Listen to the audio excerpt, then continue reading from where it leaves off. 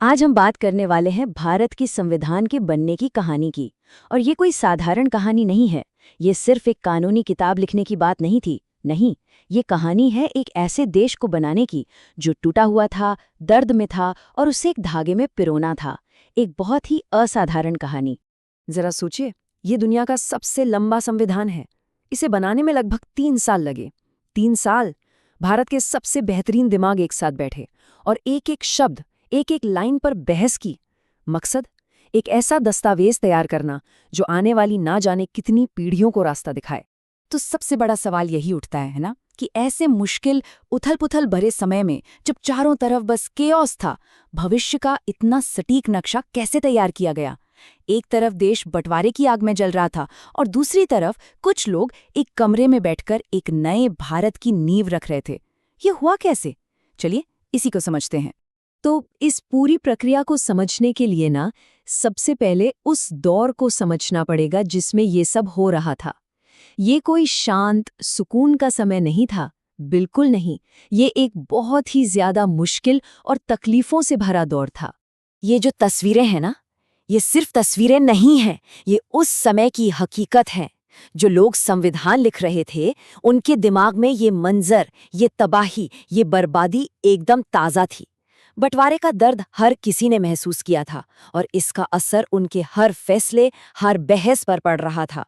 मतलब देश एक नहीं, बल्कि कई संकटों से एक साथ लड़ रहा था। बंटवारे की हिंसा ने तो देश को जैसे तोड़ ही दिया था। कलकत्ता की गलियों में दंगे, पंजाब में मारकाट, लाखों लोग बेघर हो गए थे, रिफ्यूजी बन गए थे। समाज धर्म और जाति के नाम पर इतना बटा हुआ था कि पूछिए मत। और भविष्य भविष्य तो पूरी तरह से अनिश्चित था। किसी को नहीं पता था कि कल क्या होगा। और रुकिए, चुनौतियां यहीं खत्म नहीं होती। एक और बहुत बड़ी चुनौती थी, 500 से भी ज्यादा रियासतें। सोचिए, 500 छोटे बड़े राज्य जहां राजाओं और नवाबों का शासन था। अब सवाल ये था कि इनका क्या होगा? क्या ये सब अलग अलग देश बनेंगे या फिर भारत में शामिल होंगे? इन सबको एक साथ एक देश में लाना, मतलब ये एक बहुत ही बड़ा और मुश्किल काम था। तो इतनी सारी मुश्किलों, इतने सारे सवालों के बीच वो कौन लोग थे जिनके कंधों पर ये जिम्मेदारी आई? वो कौन थे जिन्हें इतिहास ने एक नए भारत को गढ़ने का काम सौंपा था? चलिए मिलते हैं उन शिल्पकारों से। तो इस काम के लिए बनाई गई संविधान सभा या कॉन्स्टिट्यूएंट असेंबली, इसमें करीब 300 सदस्य थे।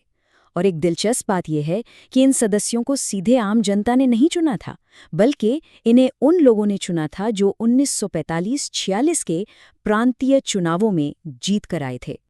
अब अगर हम देखें कि इस सभा में कौन कौन था, तो साफ दिखता है कि कांग्रेस पार्टी का दबदबा था।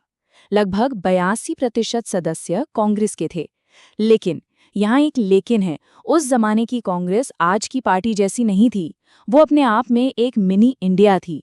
उसके अंदर हर तरह की सोच के लोग थे, सोशलिस्ट भी, जमींदार भी, सेक्युलर भी और पारंपरिक सोच वाले भी।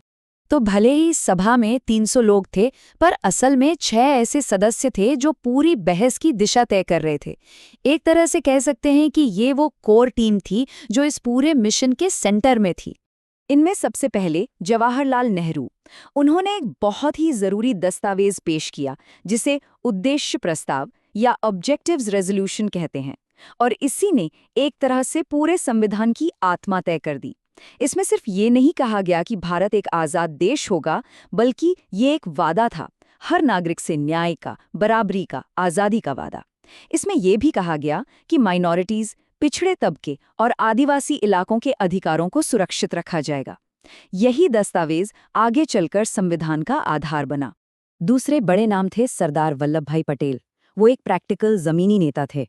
उनका ज्यादातर काम पर्दे के पीछे होता था, लेकिन बहुत अहम था। वो अलग अलग कमेटियों के बीच तालमेल बिठाते थे, जहां भी मतभेद होते वहां सुलह कराते थे। कह सकते हैं कि अगर नेहरू विजन दे रहे थे, तो पटेल उसे जमीन पर उतारने का काम कर रहे थे, ताकि संविधान सिर्फ ऊंची ऊंची बातों का पुलिंदा ना रह जाए, बल्कि एक मजबूत प्रैक्टिकल दस्तावेज बने। और फिर आते हैं डॉक्टर B.R. अम्बेडकर, जिन्हें हम सब चीफ आर्किटेक्ट या मुख्य वास्तुकार के रूप में जानते हैं। और ये बिल्कुल सही है। ड्राफ्टिंग कमेटी के चेयरमैन के तौर पर उन्होंने सिर्फ एक कानूनी दस्तावेज नहीं बनाया, उन्होंने अपनी जबरदस्त कानूनी समझ और सामाजिक न्याय के लिए अपनी जिंदगी भर की लड़ाई को एक साथ जोड़ दिया। यही वजह है कि हमारे संविधान के हर पन्ने पर और खास तौर पर मौलिक अधिकारों में बराबरी और सम्मान की भावना इतनी गहराई से बसी हुई है। तो ये थे वो बड़े चेहरे। अब सवाल ये है कि इन लोगों ने ये इतना बड़ा काम किया कैसे, मतलब प्रोसेस क्या था, क्योंकि ये प्रोसेस भी उतना ही जरूरी था जितना कि आखिरी नतीजा। तो ये सफर शुरू हुआ दिसंबर 1946 में संविधान सभा की पहली बैठक के साथ। फिर अगस्त 1947 में देश आज़ाद हुआ और उसके लगभग 2.5 साल की कड़ी मेहनत के बाद नवंबर 1949 में संविधान का ड्राफ्ट तैयार हो गया और आखिरकार 26 जनवरी 1950 को इसे लागू कर दिया गया। इन करीब 3 सालों में सभा की बैठकें 165 दिन तक चली, जो 11 अलग-अलग सेशंस में बटी हुई थीं।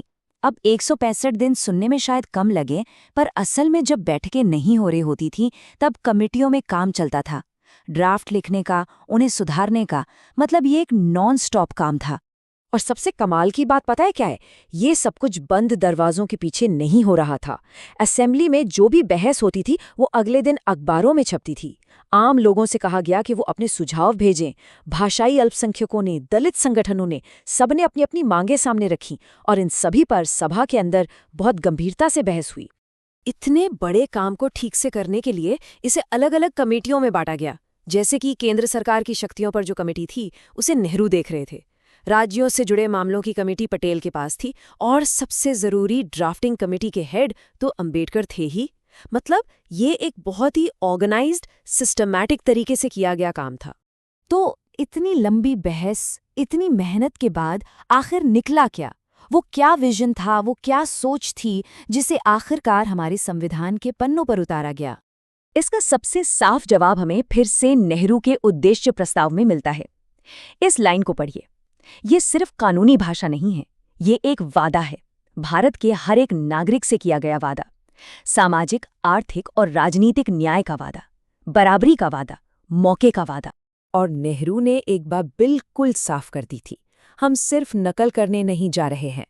उनका कहना था कि हाँ, हम दुनिया भर की क्रांतियों से, दूसरे देशों के संविधानों से सीखेंगे, प्रेरणा लेंगे, लेकिन भारत का संविधान भारत की जमीन से, यहाँ की ज़रूरतों और हालातों के हिसाब से ही बनेगा।